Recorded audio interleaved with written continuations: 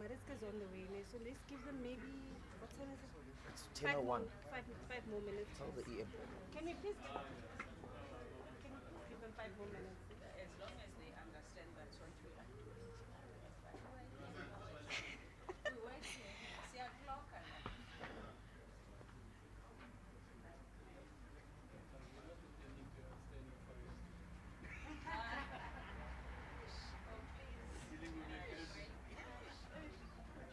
we still have outstanding fires.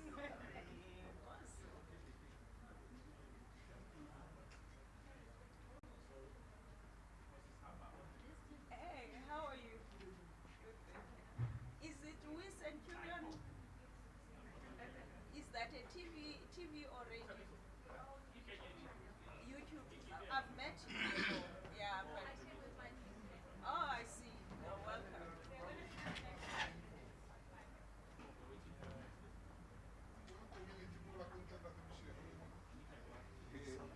5 more minutes. Yeah. That's good. No, no, it's good. You don't want Such to a great bullet through. Eh? These are the apologies I received from the chairperson and other members. So, I'll deal with whoever's here. Oh, Gecko. Yo.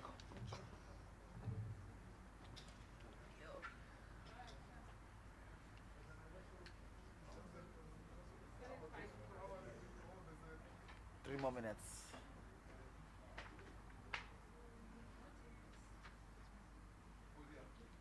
Definitely. Oh yeah, they. Definitely I've got a speed ticket. Definitely I've got a speed ticket. From Tshwane, Did you speak to them? Was that you didn't print this? I was worried about you. I had to print this. who? Hey, don't Call get Dr. L. involved Closer. in our business. I get it.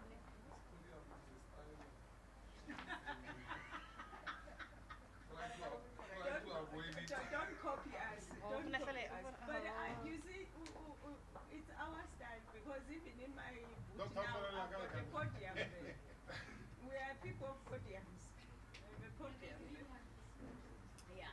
No, we are people of podiums.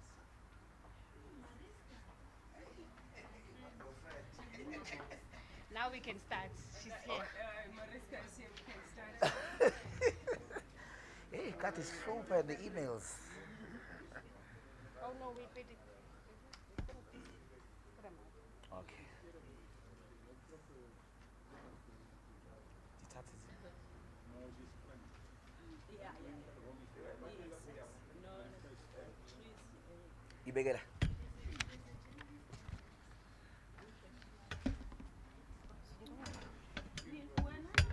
You can't be trusted. What? Phone is it? The revolution is not safe with you. Why is it important? Are you guys ready? Why is it Ready. important that a journalist Good. should- No. This was no. I mean, Good morning, colleagues. Good morning, colleagues. Thank you so much for joining us this morning. Thank you for being on time. Apologies for starting slightly late, but I'm glad to see all the usual suspects are here to get their news about electricity. So guys, we know why we're all here this morning. It is no secret that there's been some energy and electricity faults that have happened over the last couple of weeks. And we thought it important, as I said to you guys some weeks ago, that I keep my promises. There will be a briefing. So they will take you through the necessary information you need to hear, particularly with respect to our energy stabilization plans going ahead. Without further ado, I'm going to call on our MMC for Utility Services, Ndate Franz Bushielo, who's going to take us through the contextual background and welcoming to you all. MMC, over to you.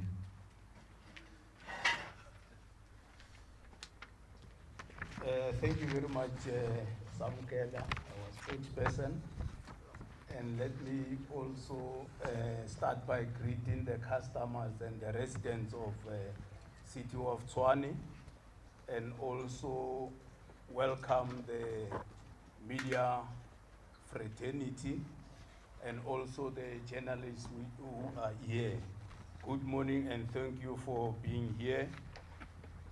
Over December and January, many residents across Tshwane experienced prolonged electricity outages, particularly in areas such as Kuduspoort, East Lane, Jan Niemans Park, parts of Centurion and Southern neighborhoods. For many households, this means food going to waste and work being disrupted. For others, it means fear during the night, concern for medical equipment, or the loss of basic dignity in their own homes. We take that impact very seriously, and we do not minimize it. We recognize that frustration was deepened where outages were prolonged, where power returned briefly only to fail again. The reason for this press conference today is to be clear and direct. We are not taking this situation lightly. We are here to explain why this happened, what is being done to stabilize the system, and how we intend to rebuild trust with residents. To respond responsibly, we have to be honest about the causes. What we experienced was not a single fault or a routine failure. It was the result of several pressures converging on an electricity network that was already operating with very little margin for error. Large parts of Tshwane's electricity grids are old by any engineering standard.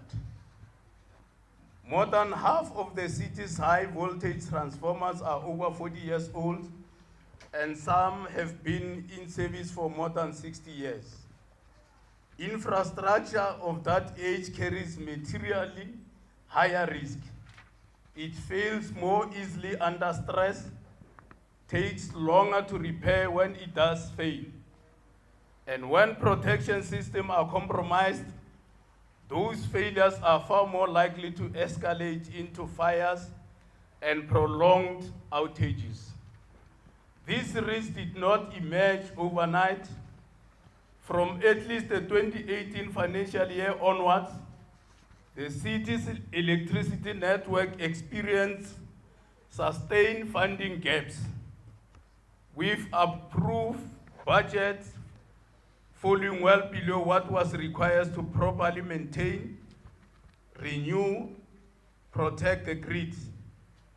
In real terms, this is a deficit of 364 million against a requirement of 548 million. That is a 66% shortfall.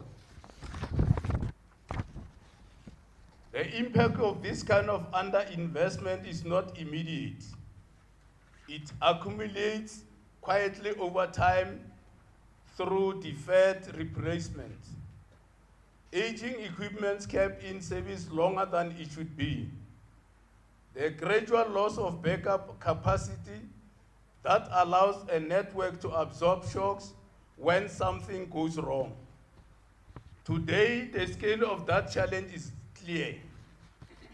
Fully refurbishing and replacing the aging transformer and substation network infrastructure across the city will require investment of approximately 3.5 billion, while the full 10-year demand for capital investments into the electricity network is 6 billion. By comparison, the city's total annual capital budget across all departments is about 2.5 billion. That is the reality we are working within. This means the problem cannot be solved in a single year or a single budget cycle. It requires sequencing, discipline, and sustained investment over time. This has been work by the scale and pace of urban growth over recent years. Tshwane is now home for more than 500 informal settlements, alongside a rapid proliferation of backyard dwellings across many established neighborhoods. Much of this growth was not planned into an original electricity demand focus, network design, or substation capacity. As a result, infrastructure that was designed to serve a far smaller number of households is now carrying significantly higher and more complex loads. By the time we enter the 2025 festive period, parts of the electricity network were therefore operating with little tolerance for shocks. When additional pressures hit, the system struggled to absorb them. During December, prolonged periods of heavy rainfall and storm conditions placed further stress on the network. Saturated ground increased cables and insulation faults. Aging equipment failed more easily under those conditions, and repairs took longer and had to be done more cautiously to avoid further damage. At the same time, criminal damage and vandalism escalated sharply. Since 2021, theft and vandalism have caused more than 169 million in damage to substations across the city. Over the same period, the number of substation fires increased markedly. From 2023 onwards, transformers fires also began to occur, which are more destructive, far more costly to repair, and result in much longer outages for entire communities. In several recent incidents, protection systems were deliberately disabled. When that happens, minor faults are no longer safely contained and they escalate into fires, extensive equipment damage, and prolonged outages that affect thousands of residents. What people experienced was therefore not a result of one trigger or one failure. It was the compounding effect of aging infrastructure, sustained underinvestment, severe weather, and criminal interference interacting at the same time. Thank you.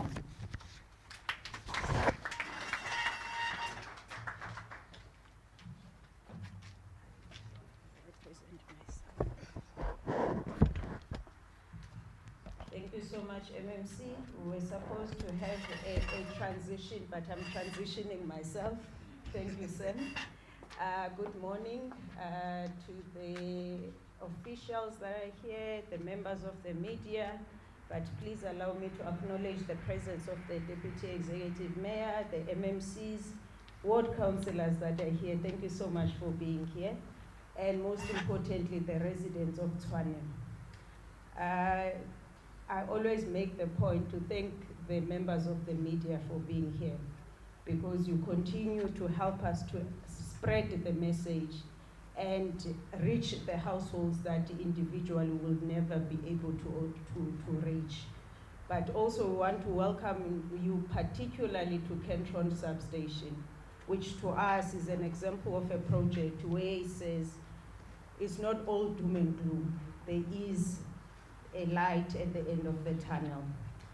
Ladies and gentlemen, the context that MMC Bushielo has just given, probably the last time you will hear it, because what is important now going forward is what is it that we're going to do about it. But it's also not offered as an excuse. It is offered as an explanation, because understanding the problem properly is the only way to fix it. In this context, the plan is designed to address these underlying issues through a phased approach. It is not a promise of instant relief, but a disciplined program aimed at reducing escalation, protecting infrastructure, and rebuilding resilience over time. The plan recognizes that a fragile electricity network cannot be fixed all at once, and that attempting to do so and do everything at the same time increases risks rather than reducing it. For that reason, the work is deliberately sequenced.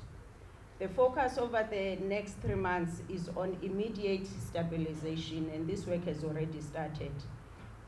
The focus is on reducing the likelihood that faults escalate into major prolonged outages and restoring a basic level of control across the system so that failures can be contained and managed more effectively.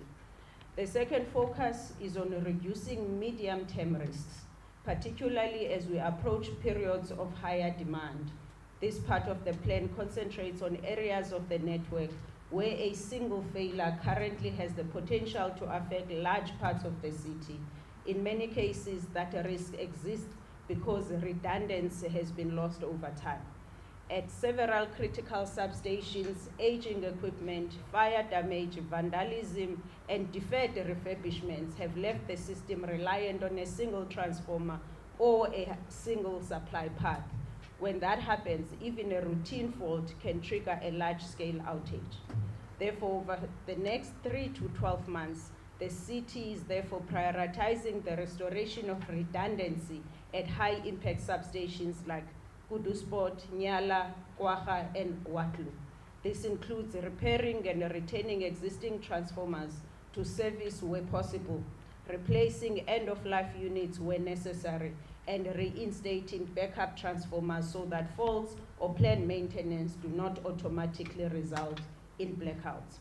Alongside this work, the plan focuses on completing major upgrade projects that are already well advanced and that will materially reduce strain on the network. These include the commissioning of Kentron Substation, the restoration of Kentron Substation where we are currently, capacity upgrades at Monavoni, and supply strengthening work at Pyramid and Roslyn substations. Once these interventions are in place, ladies and gentlemen, the network becomes more forgiving. A cable fault or transformer failure does not automatically cascade into an area-wide outage because load can be shifted, isolated, or reduced without shutting down supply entirely.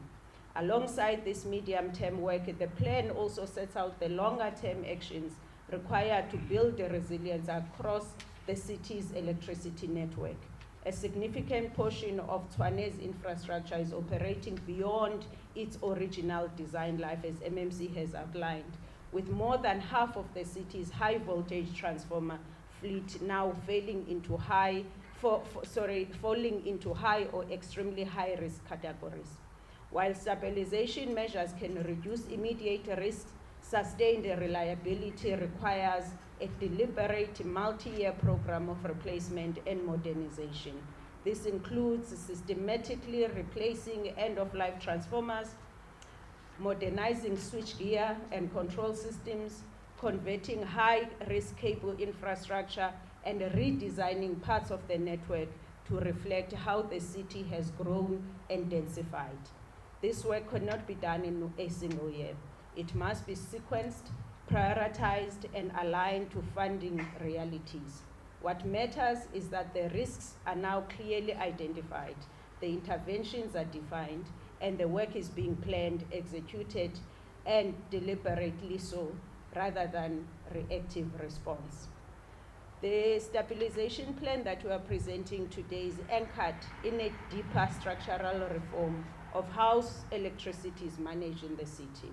Over the past year, the city has restructured its electricity function into a single energy and electricity business unit, a reform that aligns with National Treasury's Trading Services Framework and was approved through council processes.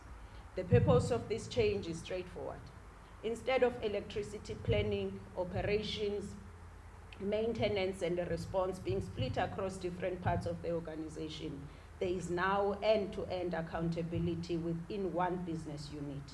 This means that the responsibility for the condition of the grid, maintenance planning, fault response, asset protection, and operational performance sits in one place.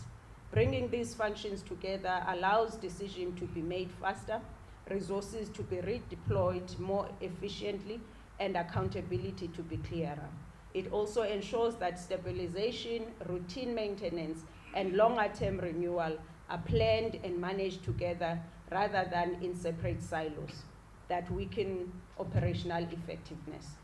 The interventions I will outline sit within this reform structure and are being driven through it. I will also only share a few and will give two colleagues to complete. So the interventions sit within the reform structure and are being driven through it. I want to focus on a number of measures aimed at providing short-term relief, while the technical colleagues will unpack the full detail of the plan. The first one being capacitation of technical teams. A central part of the business reform process is ensuring that we have properly capacitated, responsive technical teams on the ground so that outages are dealt with agency and competency. Electricity stability ultimately depends on skilled people. In recent years, critical technical vacancies weakened the city's ability to diagnose faults accurately and restore power safely, particularly during the periods of sustained pressure on the network. The city currently has 14 teams of system operators and 22 teams of electricians, but this is insufficient. That is why the city, using the 300 million rand that was set aside during the 2025-2026 budget for critical vacancies, will make sure that we prioritize frontline technical posts in electricity operations. The first job adverts were issued last week for 64 positions in the electricity department. These posts include engineers, technicians, systems operators, and field teams whose presence directly affects the restoration times, the quality of fault response, and the risk of repeat outages. The second intervention is on stronger focus on proactive and first-line maintenance. This is one area that we need to put a much stronger emphasis on, where we are focusing on proactive and first-line maintenance. For too long, too much of the city's efforts has gone into reacting to failures after they occur, rather than preventing them in the first place. Many major outages begin as small, preventable problems that are left unattended until they escalate into transition far more serious. Overgrown vegetation, corrosion, debris, and poorly maintained substations all increase everyday risk across the network. When these basic maintenance tasks are neglected, faults occur more frequently and are far more likely to escalate into fires or prolonged outages. As part of immediate stabilization, the city is therefore intensifying first-line maintenance across the electricity network.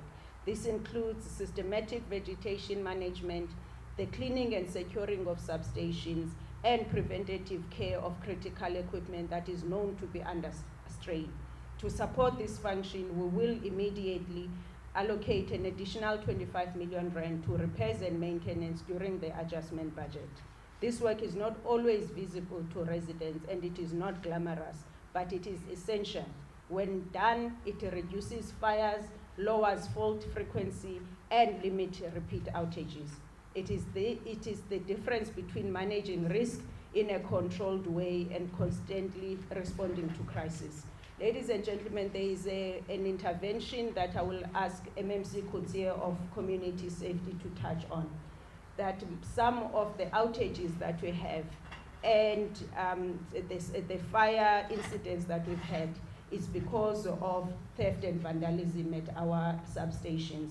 So I'll ask MMC Coetzee to take us through the asset protection plan that we have as contributing to the proactive work that we need at our substations. Thank you. Thank you, Executive Mayor, Deputy Executive Mayor, all MMCs, Board Councillors, city manager and all officials, and also the press. Just before I start, I just want to ensure you that even as you take videos of us, you are under full protection of surveillance cameras. And that is part of our structure that we're going to discuss with you this morning. Today I want you to make sure that it is an important step forward for the city of Tshwane and every resident who depends on a stable and a reliable electricity supply. After aligning all our structures with our asset protection that is falling under the structure of the GMPD, last Thursday, the Council approved our integrated asset protection measures. That decision is not just an administrative milestone, it is a turning point in how we defend our infrastructure that keeps our city running. It also confirms the protecting electricity infrastructure and is no longer treated as a secondary issue. It is now recognized as core part of stabilizing our power network. For too long, our electricity system has been operating under pressure from more than just aging equipment and technical faults. Our substations, our cables and supporting infrastructure have been exposed to theft, vandalism and deliberate damage. These criminal actions do not only cost the city money, but also the taxpayer. They directly cause power outages, slow down restoration work, and also place communities and municipal workers at risk, especially at night. Every time a cable is stolen or a substation is damaged, repairs are delayed. Every time protection systems are tampered with, the risk of fires, explosions, and serious equipment failures increases. This is why Council's approval of this plan is so important. We are moving away from a cycle of repairs and repeat and towards structure of preventative protection of our assets. Asset protection is not separate from electricity stabilization. It is central to it. When we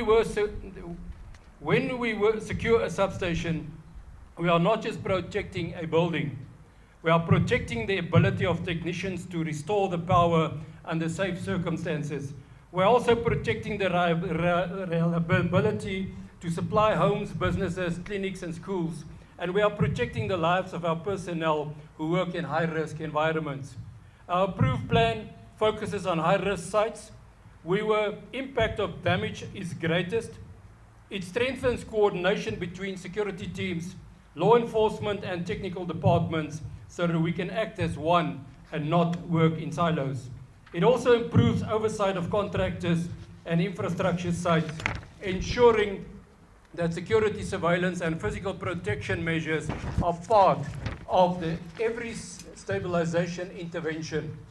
But we must be honest with ourselves. One of the biggest pressures on our electricity network is illegal connections.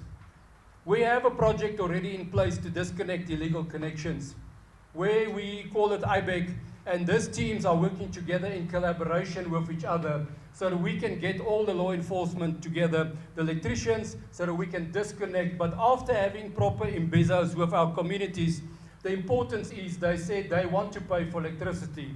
And therefore, we started with 9 informal settlements to start targeting and then put electricity meters in instead of losing the money through vandalism and all these other illegal structures.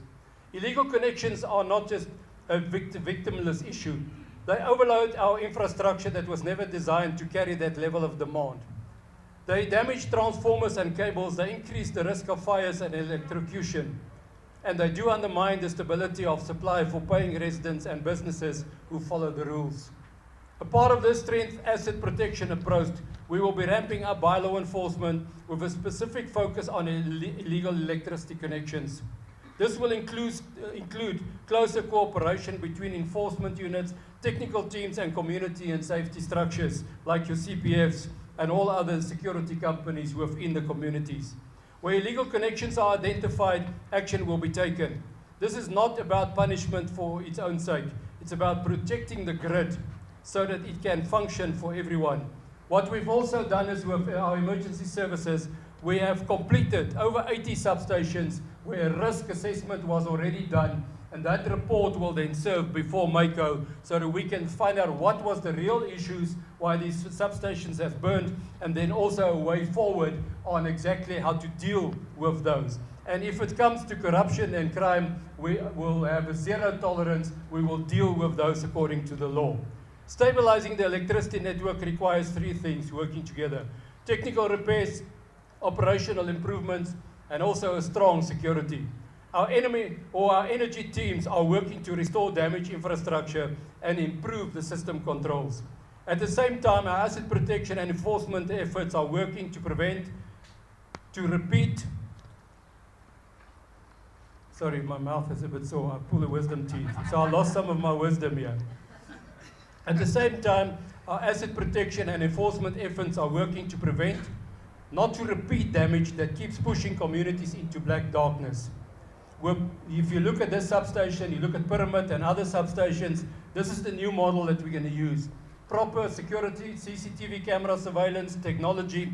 There will be different things that we're going to use, including collaboration with our communities. You'll also see the fencing on the outside will be protected, and also asset protection will be assisting us there. We also have our cable theft unit, and I must say that we have quite a lot of successes by arresting some of these criminals that is stealing our cables.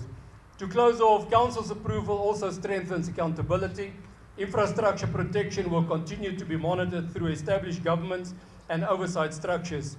Incident reporting, enforcement coordination, and executive oversight will remain part of our implementation. This is not just a once-off project, it's a sustained commitment. Our message is clear. Public infrastructure belongs to the people of Tshwane. It is therefore to support livelihoods, the safety of our people, the safety of our economic activity. It must be protected. We remain committed to defending critical infrastructure, supporting network stabilization, and ensuring that our electricity systems become more resilient, reliable, and secure. Through firm protection measures, stronger enforcement, and coordinated action, we are laying the foundation for a more stable future in the city of Tshwane. So therefore, we welcome you to the City of Excellence. Thank you. I'm going to call on some characters you might not have met before. The dynamic duo, the accounting officer for the capital, Mr. Johan Metler, and the chief executive officer, or chief operations officer of the city, Ms. Vuyo Zitumani. Thank you very much. A very good morning to you all, and all protocol observed. As you can see, this cover is not very Metler friendly. But we work with that because I don't think my component is going to be broadcast. The work of the administration is to make things happen, and to make things happen in a transparent and in an accountable manner. So our job now is to give you a very high level overview of what it is that we intend doing, both in terms of budgetary allocations, which the executive mayor has already alluded to. We will also give an overview of our major capex interventions that will be taking place, including a reference to this one where you are now. Also our major projects that will happen over the MTREF, as well as our long-term capex requirements. As we indicated, our long-term capex requirements are significant.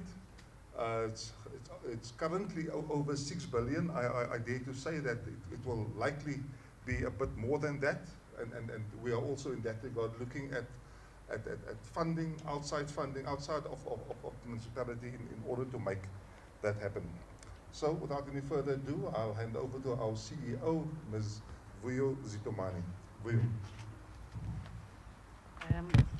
The Executive Mayor, Deputy Executive Mayor, our political principals, the CM, and the media, good morning. I think what is important is that in the last 2 years, there have been major reforms, more especially when it comes to CAPEX. There has been a significant increase, if you look at the baseline over the last 5 years, from a CAPEX budget of less than 400 million to 650 in this current financial year. You would agree with me that it's a significant investment. But also, if you look at the historical allocation of our operations and maintenance, it has been averaging 9 million for assets that are as significant as the assets that we have for electricity infrastructure. But in the last year, we increased that allocation to 39 million, which is inadequate. But currently, as we are speaking, we have political leadership to top it up by another 25 million, which will assist us to deal with the short-term interventions that will stabilize the grid, as the mayor had indicated. Now, there are a number of major CAPEX interventions that are currently underway to ensure that there is stability in the grid. If you look at the current protection systems that we have, they were not designed in such a way that we can isolate the fault and avoid total blackout. Out of the assessments that we have made, we felt that there is a need to focus on upgrading the protection systems so that we can isolate, as I've indicated. But also looking at the state of our assets, and especially the switch gears and the protection systems, they are outdated. If there is a fault, it takes a long time for us to get the parts. So we'll be looking at upgrading those so that simple faults do not escalate to major incidents.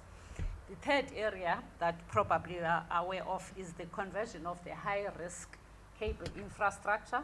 And currently, most of what we have is oil-filled, and if there is a single leak, it can result into a fire, but also the fact that aluminium is prone to theft. So we're upgrading those cables to avoid, copper is prone to theft. We're upgrading our copper cables to aluminium to mitigate the theft that I've spoken about. Then the last and most importantly, I think the mayor has spoken to it, is to redesign our network so that it can be aligned to our population demands. She has indicated that we have 502 informal settlements. And unfortunately, if there's no bulk infrastructure or there's no reticulation to those settlements, people opt for stealing of our infrastructure. So what we are doing now is to reconfigure the network so that we can extend where there is bulk infrastructure to those informal settlements. There are a number of major upgrades that we're implementing in this current financial year, and most significant is Kwaga State Substation. As you know, Kwaga supplies almost 60% of Tswane, and if anything can go wrong, it means the whole city is going to be in the dark. Kentron, which is what we're proud of, that we're showcasing today, it's a major upgrade with an integrated security system. So we're telling the thieves that they dare come here, we're going to catch them. But also Kentron is very central to new developments. The energy levels here were not at the required level, and we could not even approve new township establishments because of the quality as well as the quantity of electricity that we're producing. Vaporant, we have just commissioned it, we have just completed it. Monavoni, it's in progress. It will be completed by the end of June. Pyramid, which also affects the functioning of Royval wastewater treatment works. If it's not working, then the quality is affected. So we have upgraded that one. It will be completed in June 2026. And the last one being Mooikloof, that has just been commissioned. Lastly, the mayor indicated that there is a requirement of 6 billion for our infrastructure upgrade. It's based on a condition assessment that has been done. But if we are going to solely rely on government fiscus, it will take us more than 10 years to deal with the backlog, looking at what we are providing on an annual basis. So we have taken a conscious decision that we need to implement extraordinary measures, go out on the private sector, leverage private sector investment. Currently, we are working with Infrastructure Fund. They are assisting us to develop a strong business case that we can leverage private sector investment on. Number two, as you are aware that we took a decision as a city that we want an energy mix. We want to go the green energy. And as such, we have developed two policies that have been approved by the council. We're in the process now of developing a checklist that will outline what are the requirements for the applicants to use our grid. And in terms of the plans that we have, we hope that at least latest by 1st of July, we will have some of the energy generators using our infrastructure so that we can add on the electricity that we have. And that's it. And for the Royval, just an update, power station that we're recommissioning as well as Pretoria West. We have appointed a transaction advisor that is going to assist us in developing an RFP that will go out on the market. As recent as yesterday, we were sitting with Infrastructure Fund South Africa. They have approved funding to assist the city to develop a business case to leverage private sector investment. So we are addressing, whilst we are addressing short-term interventions to stabilize, but also we want to sustain the power by looking at long-term investments. Thank you very much. Thank you very much, COO. Thank you. The executive mayor will be here to add to the remarks she made earlier. Following her will be the executive. Thank you, Ian. Thank you so much. Colleagues, we normally bring as many people as possible that will be able to answer all the questions that you might have on behalf of the residents. But just what is it that we have done so far? I think what is important is that as this leadership, a collective leadership of the city, we recognize the suffering that these outages are causing. And it's difficult to ignore outages because this is a suffering that happens at a house level. So we don't want to even for a second look like we are not prioritizing the issue of the outages. So what is important to us is that we are given a responsibility by the Constitution that we must ensure there's consistent supply of electricity in the city of Tshwane. Now, we understand the path that has led us to this crisis because I think we can safely call this a crisis where a household can experience outage in a space of 2 weeks. So we understand that as this city, the city of Tshwane, we have chronically underinvested in infrastructure development and repairs and maintenance. And the chickens have come home to roost. Yes, the rain has exacerbated what we are dealing with, but it was long coming. And I think this is where now we need to draw the line in the sand and say it will not get worse than it currently is. We have suffered greatly through theft and vandalism, where people have taken an advantage of a case that we created ourselves as the city of Tshwane, where a few years ago there was a decision to pull out security at our critical substations. The chickens have come home to roost because all those have now culminated to a situation where the protection of our infrastructure is severely compromised. As I said, we are drawing the line in the sand as this collective leadership of the city. We now have a plan, short, medium, and long term.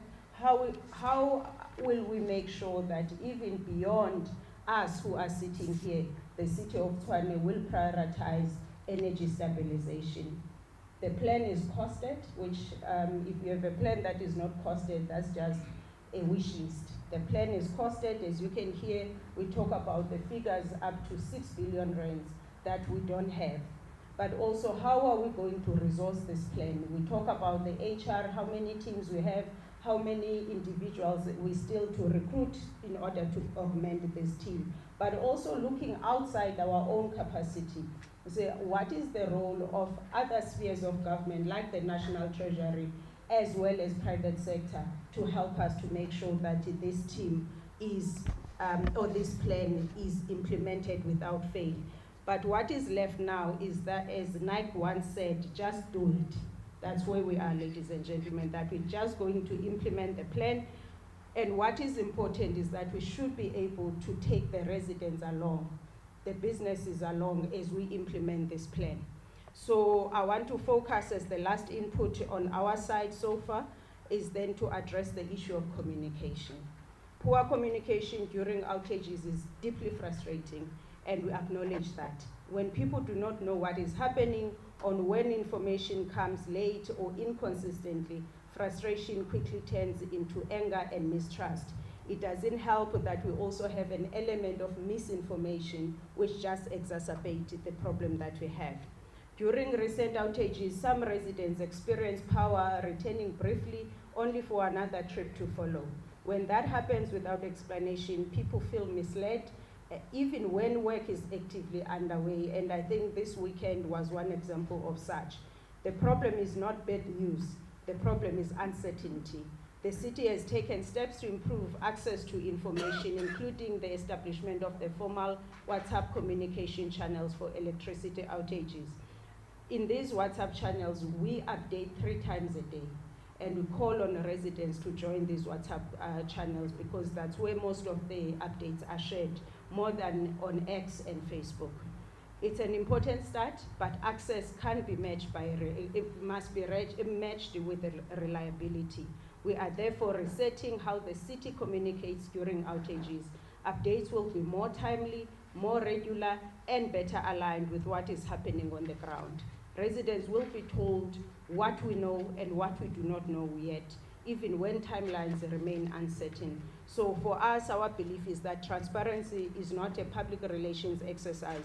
It is a form of respect. What we assure residents of Tshwane is that as we implement this plan gradually, so we will take them along, and the Deputy Executive Mayor will share some of the initiatives and the commitments that we are making to the residents of Tshwane to say what has been happening is not right, but the work is underway and we will get over this. Thank you so much.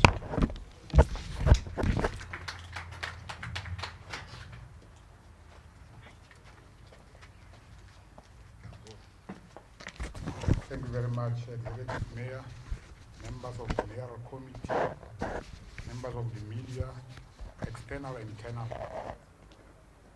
It's not dark and gloom. With all the challenges we have been subjected to, we managed to reach our targets, and this is confirmed by the additional performance grant we received or allocated by National Treasury. And to demonstrate and reaffirm our dedication and commitment to give our residents reliable and sustainable electricity, we have ring-fenced 171 million of that allocation to electricity. As we are looking ahead, it is important to be honest, frank about expectations. Stabilizing the electricity network will take time, passage of time, but we've got mitigating measures in place. Outages will not disappear overnight. What residents should begin to see is fewer large-scale failures, fewer repeated trips, better protection of infrastructure, and clearer, more reliable and timeless communication. This work will be measured by outcomes, not announcements, by whether faults escalate less often, by whether recovery is faster, by whether reliability improves steadily over time. Over the coming weeks and months, we'll also be engaging directly with communities across the city. The Electricity for All program is underway and will ensure that each and every resident gets electricity through the installation of prepaid meters. We'll be visiting affected areas to explain the sub-stabilization plan, how it applies to specific neighborhoods, and how local supply is not only what is being done, but how it affects them and the duration it will take to fix. At the same time, we will provide regular updates to the city as a whole on progress we are making. Not only when things go wrong, but as sub-stabilization work advances and risks are reduced. Electricity reliability is more than wires and substations. It is about safety, dignity, and opportunity. When systems fail repeatedly, the cost is borne more heavily by those with fewest buffers. Revenue and jobs are compromised. The responsibility and that of the Mayoral Executive Committee as the city is to ensure that failures does not become normal. This stabilization plan is sustained work delivered meticulously, and it is work we are committed to seeing through.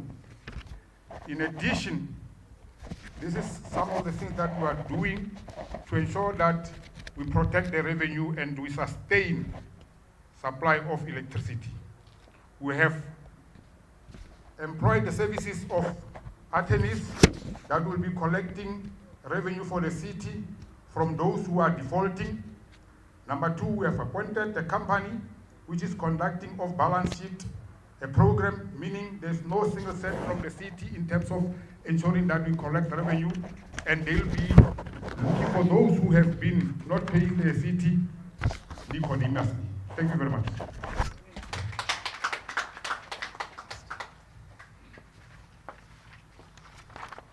All right, colleagues, we've reached that part of the program where there will be time for questions and answers from members of the media.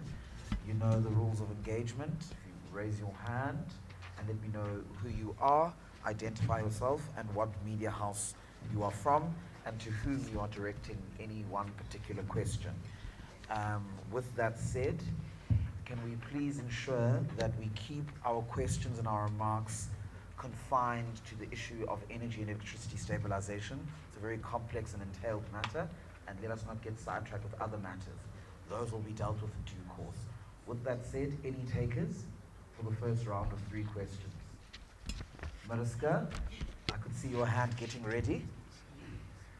Ofenze Utsuli, you're covered. Anyone else? Am I missing anyone behind there? We'll go to you, sir. With that said, Mariska, go ahead. Hi, okay, I've got 2 questions. Firstly, what about the allegations that some of the power outages are not sorted in time due to the overtime fights? Apparently, the guys work until they reach their overtime limit of the day, and then they leave the work for tomorrow.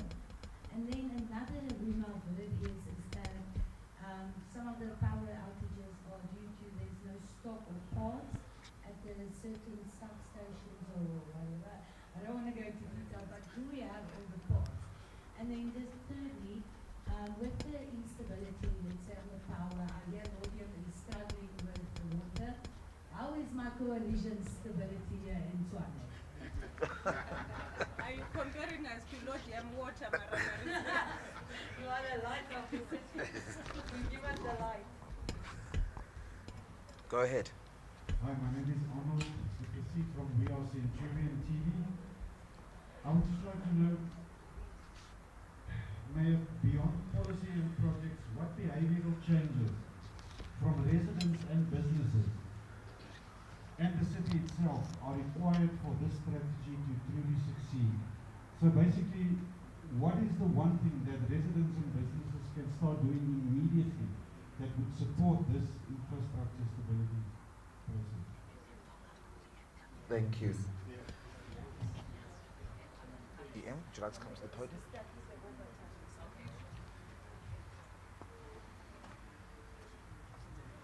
All right.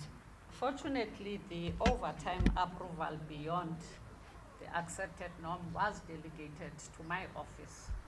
So I just want to say it's a blatant lie. It's a propaganda.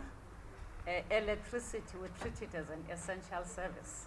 And if there's a blackout, I approve, even if I'm sleeping 1,000 kilometers away. Overtime has never not been approved at all, so that's a lie.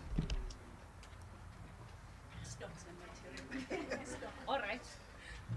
On the material, when I presented, I spoke about old designs that we have, old equipment. So if the turnaround on material is longer, it does not mean it's incompetence or gross dereliction of duty. It means that it is very difficult to get those spare parts. Hence, we have taken a conscious decision to implement a program that will upgrade old equipment to new equipment. So the turnaround time is not delayed simply because our supply chain system is not on top of things. It's on top of things, but it's difficult to get spare parts for old equipment.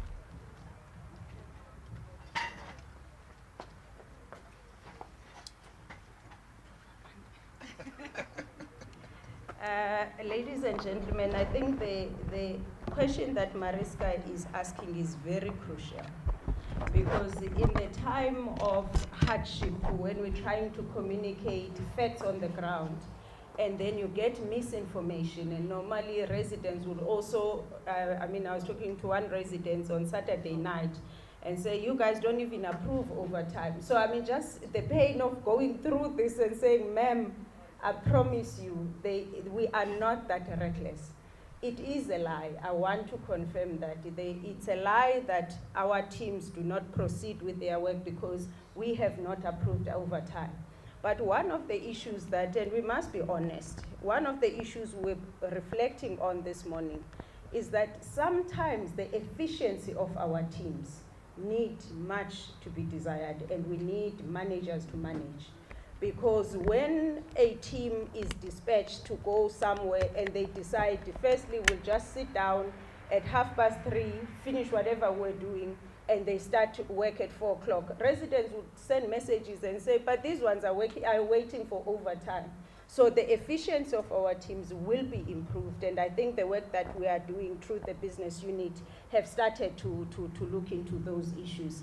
There is enough budget for the materials, and every Friday at Service Delivery War Room, there is an update in terms of the level of materials that we have at store, but also the critical tenders that speak to those materials and support to the department. It's always also reported at Service Delivery War Room. So in terms of that, we don't have issues. The issues would be the budget itself is far below what it's supposed to be. Then issue of behavioral change, Arnold, is very important, because we can't do this alone as government. We need partnership. But I like that you asked this, because sometimes business wants to help, but they don't know how. I want to start with communities. There are communities that MMC Kutsie was talking about here. The communities that do not mind buying electricity from a person who's not a City of Tshwane or ESCOM, and call a neighbor and say, please connect me as well, I will pay you the amount that we pay. So the communities that participate in illegal connections, they need to stop that. We try to explain it, but when we explain it, I mean, we were in Pomolong, one of the informal settlements in Mamelodi, and we disconnected the illegal connections. We removed brand new transformers. Where do you think those transformers come from? Who sell transformers to people who are acting like mini ESCOMs and mini of City of Tshwane in informal settlements? But equally so, we are government. This is our responsibility, and that speaks to the work that MMC Kutsie was talking about, where MMC Bushelo has said, within the capacity of the department this year, this calendar year, we can start metering 9 informal settlements. We can't take what informal settlements have been used for years and give them nothing. So that is the work that we need to do.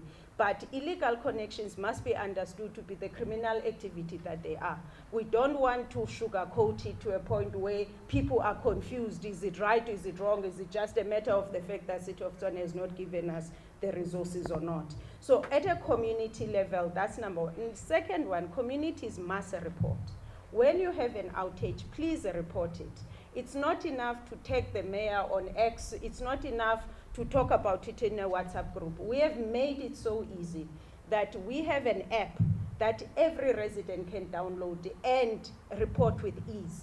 It helps us. In fact, there is a screenshot that normally gets spread where you see many red dots. Those red dots are not what people want you to believe they are. They are just an indication of how many people have reported in a particular street. So normally that concentration is in one street. It's not the widespread, but this is the misinformation that we need to do better to counter as well. Business, we are very fortunate in the City of Tshwane. We have business and civil society that's very engaged. The issue of security, as I say, there was a decision a few years ago to pull security out of our substations. It's been private sector that has been augmenting that capacity. We, in Roslyn, the RID there, the work of securing that substation is done by the RID, the Roslyn group, industrial group, yes. We have a similar situation. For instance, there's a company, RCL Foods in Pretoria West, that offered to assist with cameras at Beggar Street, the substation. In Pretoria North, there's another company that has donated the cameras there.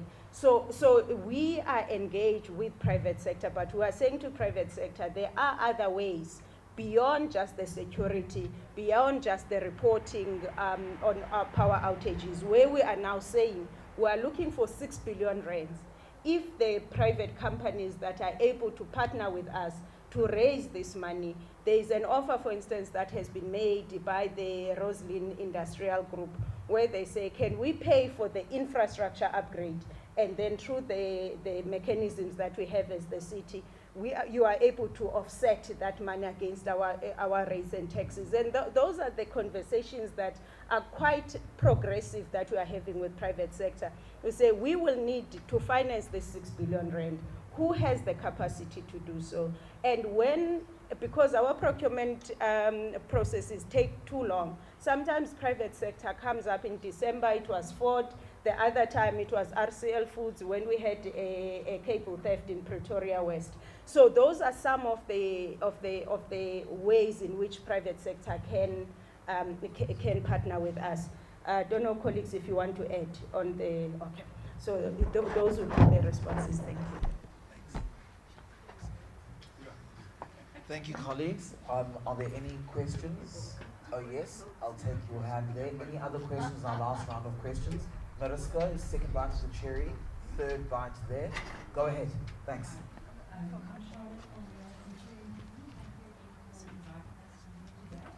Can you please speak louder? We can't hear you the side. Thank you. I'm Charlotte from the Centurion.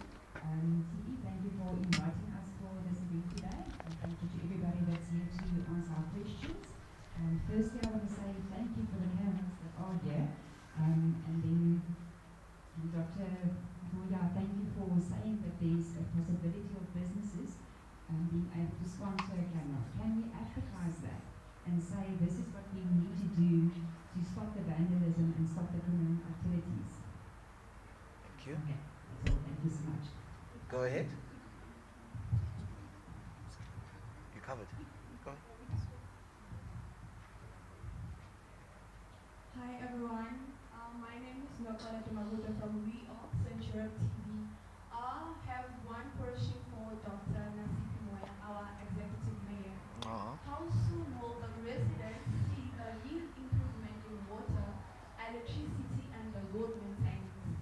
Another question that I have is for MMC, Mr. Botello.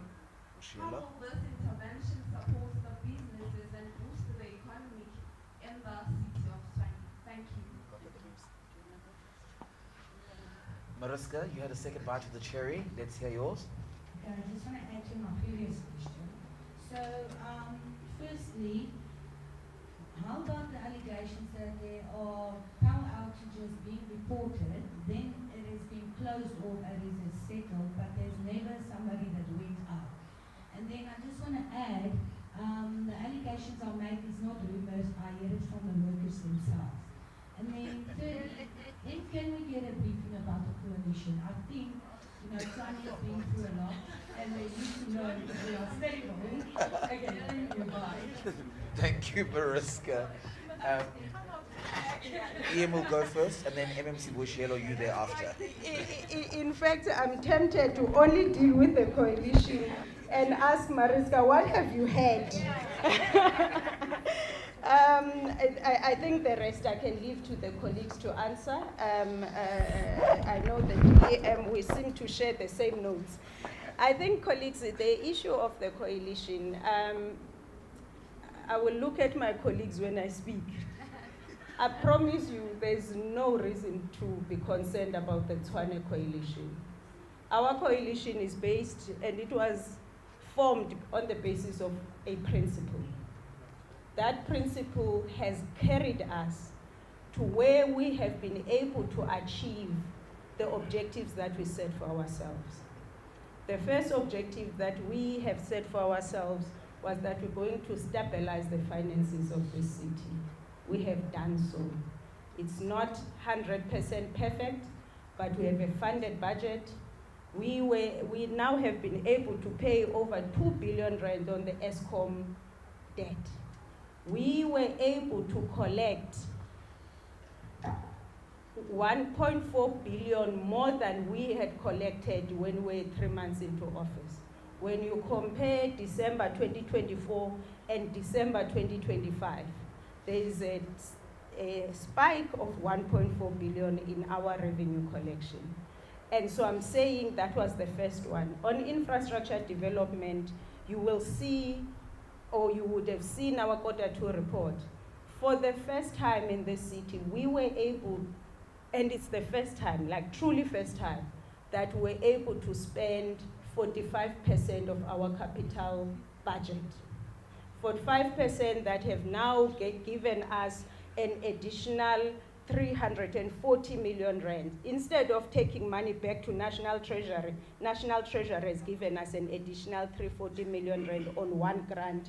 The other grant is just less than 40 million extra. So where we have taken capital expenditure from a particular 2.2, we increased it during the adjustment budget. Now, because we are performing, even National Treasury is rewarding for it. What it says to you is that we are keeping true to our commitment that we'll develop the infrastructure here. There are many issues. You know, we are saying clean city. MMC Ramabotu just recently communicated on the achievements in his department about 100% collection, not only for business or formalized households, including informal settlements where we kept to our schedule. So we continue with our bylaw enforcement. So our coalition was never based on who likes who more. Some of us, we met each other the day we were told you are so-and-so's colleague. So our coalition is not gonna be without challenges. It's an election year. We need to carry each other through, where we're able to separate the principles that have brought us together, the work that has brought us together, the sacrifices that we need to do. When we say we're going to take 25 million from other departments to electricity, it means some of these leaders must be able to explain to residents that I wanted to give you this, but I won't be able to, because as this executive, we are prioritizing electricity stabilization. I know I can get going, but I think the last one, colleagues, you will see, if you want to test the strength of our coalition, test us by the unity during difficult times. One, we are Tshwane Adima here. We are in so much trouble with other colleagues from other spheres because of the stance that we have taken. But that stance has been able to give us 99.8% collection against our target in January because of the stance that this collective leadership has taken. Secondly, you know that we are waiting to conclude an agreement with Labour that initially was costed at 1.5 billion. It keeps going up as we don't conclude the agreement. And that's where you must then test the resilience of this coalition, that it's not during peacetime or during what happens on X. It's what happens in the boardroom and in communities, and whether we are able to deliver on the commitments that were formed on the basis of a principle to say we want to serve the residents of the city, not because we think we are different from others, but because we love them and want to serve them. So that would be my answer. The coalition in Tshwane is very strong. Thank you. MMC Bush Yellow to that question, and then MMC Tangi Mohale for roads and transport. Yeah, there is questions that was asked in relation to whether our initiatives will benefit the businesses. As we have presented, the outages, power outages, are not only affecting or disrupting the life of the household, they are also disrupting the businesses. So it is important as the city to ensure that we provide reliable electricity supplies to businesses.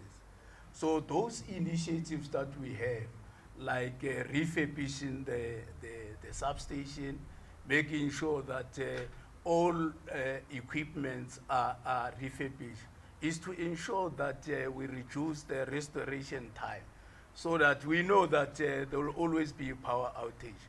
But the principal question is, how do we respond to those power outages? We have indicated that we are also capacitating the human resources and also ensuring that all equipments are refurbished. So there will be a vast benefit to the businesses. Let me give you a typical example of this substation that we were. Initially, before we refurbished it, we were not able to get application to accept application for the new development. Currently now, as this substation is refurbished, we'll be able to get more development, there will be more growth, the business will be coming around this area. Because at that time, we were only producing like 40 megawatts. Now it's 120. So the business will be there to benefit. Thank you very much. MMC Mohale. I haven't introduced her this morning. This is the MMC for Roads and Transport, MMC Klanki Mohale. Also known as Boka. Thank you so much, Sam, and good afternoon, colleagues and the colleagues from the media. Yeah, so in terms of the media, I mean the roads maintenance or capex projects that we have approved or that we're implementing as a city of Tshwane, and one that is not very far from Centurion, Origin 4, it's, we've recently approved in council a report on the development. It's a 5 o'clock development mixed-use project that we are currently busy with. It's an exciting one where we are in collaboration with the private developers. And then in terms of the other bigger projects that we're busy with, we are bringing back some of the terminated projects that some of you might have read about, Mariska, that previously were terminated because of the lack of finances within the city of Tshwane. So we have concluded that long, strenuous process of negotiating with the contractors that had previously were contracted. So in terms of the work that we are doing as roads, that's what is underway. Yes, there has been a bit of underspending within the second quarter of the financial year that we've already presented our catch-up plans within the revenue, expenditure and budget performance committee, which as the department and as MMC of Roads and Transport, I am overseeing and working together with the CEO. So I think in terms of the roads infrastructure work, of course, the backlog is quite a lot, like the executive mayor has said. I mean, in the next 10 years, we require more than 50 billion to deal with the infrastructure backlog within the city. So it's quite a momentous and a hill to climb, but because of a progressive coalition that is determined and is committed to putting the interest of the residents of Tshwane, we know we're going to achieve some of these milestones and the targets that we have put for ourselves. And to clarify you, Mariska, the leadership that we have is quite all right. Thank you, colleagues. And Mariska. The DM is going to give us our vote of thanks now. And with that, if you want any one-on-ones, please come to me and you can schedule your one-on-ones with. We want to show them. And the executive mayor has just let me know that she wants to also show you the outfitting of this particular facility for the residents of Region 4. Thank you very much, Sam. We normally don't clap hands for you. Can you clap hands for Sam? Thank you very much. Let's appreciate all the media houses present here. It means a lot. We don't take that lightly. And you're assisting us in terms of ensuring that we reach each and every corner of this city. Arnold and the Centurion team, I want to invite you. I'm going to visit and inspect the lake now. If you are available, you can come with me. But in addition to what MMC of Roads and Transport has said, she forgot a fundamental point, we have procured 2 jet patchers, and then it can close a pothole within 7 minutes. And the pothole will be closed with a durable product. So that's what we are doing. But in terms of the culture, EM, I think it's important that I exploit this opportunity to call on business and residents to be good citizens.